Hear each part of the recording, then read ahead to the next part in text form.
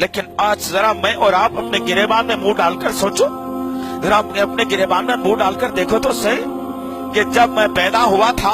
तसव्वुर करो इस पर, गौर करो इस पर कि जब मैं पैदा हुआ था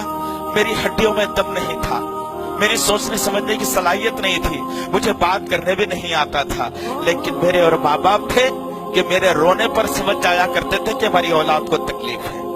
हमारे रोने के अंदाज को देखकर समझ जाया करते थे कि इसे बुखार है, इसे भूख लगी है, या इसके कपड़े गलीज हो गए हैं, इसने कुछ गलाजत कर ली होगी। माँ और बाप की एक कैफियत होती थी। बाप सुबह से शाम तक मेहनत करके आता था, रात को नींद लेने की कोशिश करता, लेकिन छोटा बेटा उसका उठ जाता और रोने की आवाज जब आती तो बाप अपने बेटे के रोने को बर्दाश्त नहीं करता और अपने कांधे पर डालकर अपने नींद और नींद की थकन को भुलाकर टहलना शुरू कर देता था। और वो माँ जो दिन तमाम तुम्हारी खिदमत करके सोने की कोशिश करती थी, लेकिन तुम जब रोते तो अपनी छाती को खोलकर वो अपने बेटे को दूध पिलाने के लिए तैयार हो जाती थी। कभी माँ ने इस बात का इजहार नहीं किया, अरे बेटे क्या सता रहे हो तुम, सारा दिन तो सता लिया, रात को तो सोने दो। माँ ने कभी तुमसे शिकायत नहीं की, तुम्हारे कपड़े बदलने पर शिकायत नहीं की, तुम्हारी गिलाजत साफ करने पर शिकायत नहीं की, तुम्हारा पाखाना साफ करने पर शिकायत नहीं की। अरे हद तो ये हो जाती थी कि सर्दियों का मौसम होता, तुमको गर्म तुम्हारी माँ सुला देती और खुद एक तरफ सो जाती।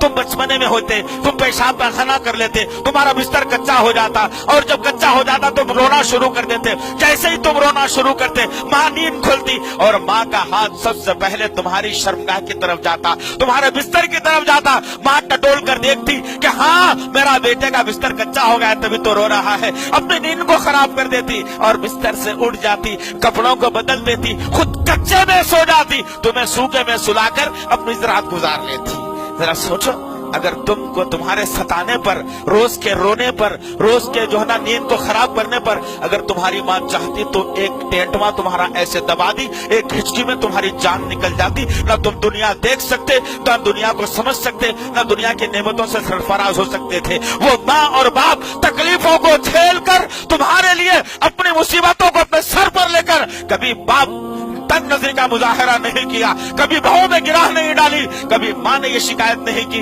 हाँ मेरा बच्चा बहुत ज्यादा सता रहा है, मैं बेजार आ गई इससे, कभी माँ और बाप ने शिकायत नहीं की। और जब तुम ताकतवर हो गई, जवानी आ गई, हड्डियां मजबूत हो गई, सोचने समझने के काबिल हो गए, कुछ पढ़ना लिख लिया, अच्छी बुरी बातें मालूम हो गई, कुछ लोगों के दरमियान में बैठना उठना सिखा दिया माँ बाप ने, और तुम ये मजबूत हड्डियां लेकर,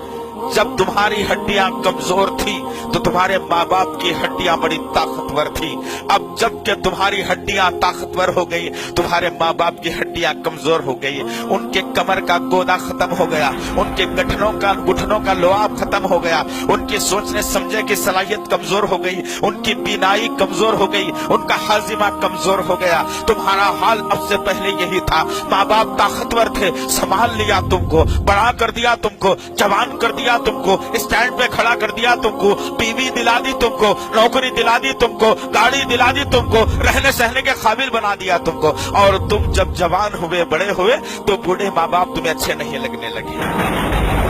माँ को देखकर बेटा दिल में सोचता है कि हाय अब माँ नजर आ गई, कहाँ जाने से रोकती है पता नहीं,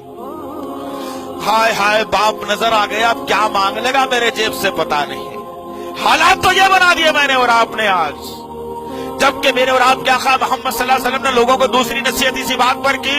कि अपने माँ बाप की फरमा बरदारी करना, बाप जन्नत का दरवाजा है, माँ के कदमों के नीचे जन्नत है।